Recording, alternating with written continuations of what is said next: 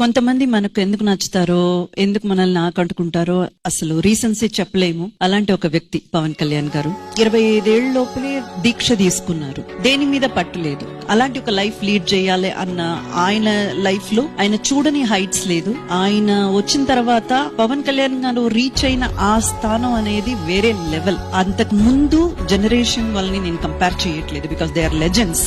ఆయనతో సమకాలాన్ని పంచుకున్న వాళ్ళు రీచ్ అయిన లెవెల్ కి ఈయన లెవెల్ వేరు. అంత గొప్ప స్థాయిలో ఉన్నప్పటికీ స్టీప్ డౌన్ కి వెళ్లి పర్సనల్ లైఫ్ నుంచి ప్రొఫెషనల్ గా ఆయన ఎన్నుకున్న పొలిటిక్స్ వరకు ఎన్ని అవమానాలు పడ్డాలో అన్ని కూడా పడి ఎవరో వేసిన బాటలో నడిచే వాళ్ళు ఫాలోవర్స్ అవుతారు. మనకంటూ ఒక బాట వేసుకుంటే లీడర్ అవుతాం. అది ఆయన చెప్పిన మాట, అది ఆయన ఖచ్చితంగా చేసి చూపించారు. ఈ ప్రపంచం ఎప్పుడు కూడా ఎలా గెలవాలి అని ఎవరైనా చెబితే గెలిచి చూపిస్తే ఒప్పుకుంటుంది.